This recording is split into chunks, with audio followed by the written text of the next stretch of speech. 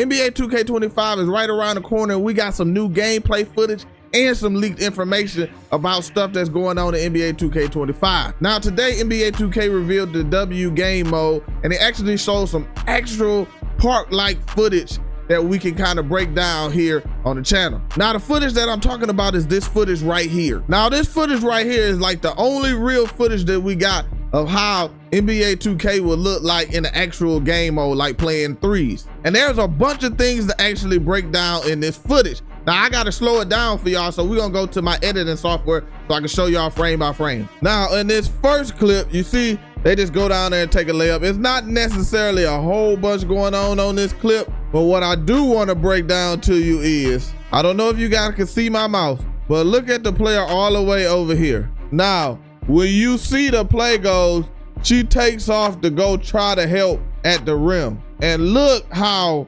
not close she gets to the person taking the layup. It's a wide open layup. There's nothing that she can do. So again, now you see really how the court size breaks down. Now I know some of these girls is probably gonna be smaller, 5'11", 5'9", stuff like that, builds in the W, but you might have a couple 6 footers out there, not 6 foot plus people out there, but the courts are so big. We've seen it on 5v5, but we actually hadn't seen how it looks on 3v3. And 3v3 is going to be wide open because it seems like you cannot contest or you cannot get somebody at the rim and guard the guy at the 3-point line at the same time. You see, she comes down. There's no way if they just did a hop step right here and passed it out to the corner, there's no way she's getting to that 3-point line, or this player right here is getting to that 3-point line.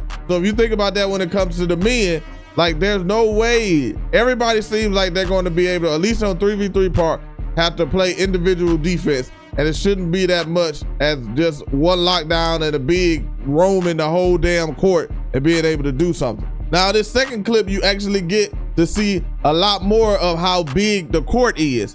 And so you see right here, they take the ball up, passes it to the corner. Now this is another big thing. You see she greens the shot right there, goes up the court. She is wide open right now. Now in NBA 2K24, you shoot it from right here, it's probably going to be at a minimum open, you know, maybe 5% contested shot. But on normal, you probably gonna get 10 to 15% contested from this shot right here.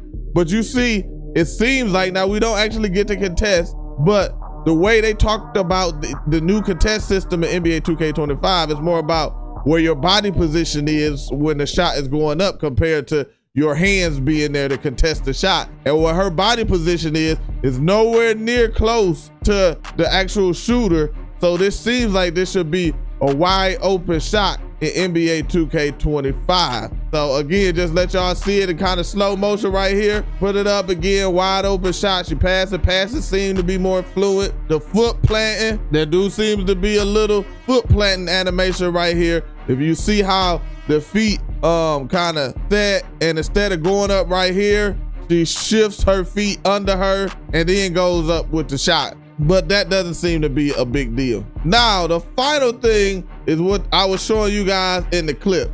The way the dribbling looks like in this game does seem to be a little smoother than in NBA 2K24. On top of that, it seems like she's triggered a signature go-to shot where leaving her defender kind of in the dust. And then what I do like that I've seen off of this one too, like I said, we're gonna slow it down and go frame by frame right now. You hit a couple dribble moves, speed boost. So we got that same pro dribble style speed boost in there, that pro cross off of NBA 2K24. That seemed to be back in NBA 2K25. Hits that pro cross, takes off. Now the defender, I don't know what they were doing. They moved up, got kind of burnt. So it seems like they had the lane. I kind of like how it looks, kind of turning the corner. It looks more realistic. I feel like it was a little more clunky trying to hit corners and bend corners in NBA 2K24, or at least when I played with the bigger builds. But now you see she hits her with that signature shot. The defender just goes flying by.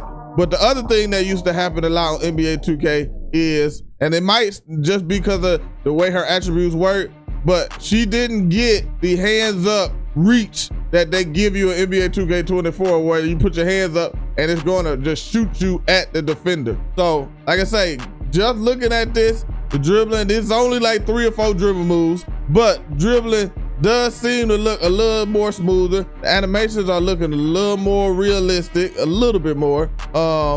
And these step backs are looking like they're gonna be lethal in NBA 2K25. Now that wasn't the only thing that we got for NBA 2K25. Wolf, a gameplay developer, actually leaked out some information talking about takeovers that he likes in NBA 2K25. Now we hadn't seen these because the only takeover we saw was default, if you didn't know about default, and then we saw barbecue chicken. So now he's actually revealed to us a few more takeovers. So I'm gonna show these to y'all. We're gonna see if we can break them down. So Wolf said, my favorite takeovers in 2K25 to use. Like I say, he's a developer, so he gets to play the game. He said the first one, Jeff, boost 3-point, mid-range, and ball handle. Great for 3-point hunting guards. So now instead of having just a sharp shooting takeover or a shooting takeover that only boosts your shooting attributes, now you get boost to your 3-point, your mid-range, and your ball handle all together. Now I think there's only +3, I think you go up to +5, but then you probably get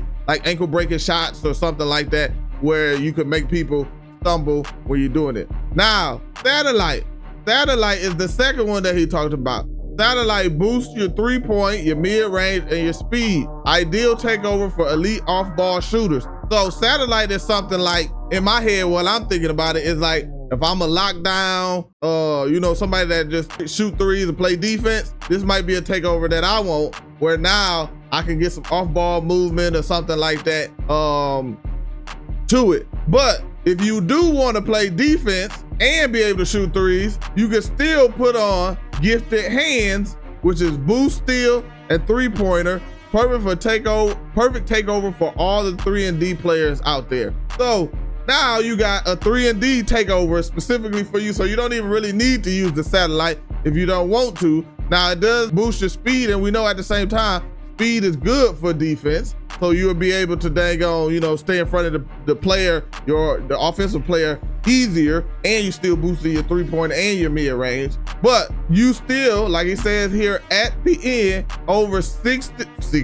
takeovers to choose from in 2K25. You will find the one that fits your own play style. So it seems like they're taking takeovers now away from being something that just boosts a certain thing and actually making them geared towards play styles. Now, next up in a 2K25 roadmap is my team. My team should be able to give us a little bit more gameplay in the different modes like 3v3, 5v5, so we can actually get a little bit better view of what animations and how dribbling and shooting and dunking and stuff like that work. So I will be streaming this. Now, even though I'm seeing some stuff that is looking very promising for NBA 2K25, there's still some things out there that worry me when it comes to that game. And if you want to check that video out, man, click on this video, man, right here.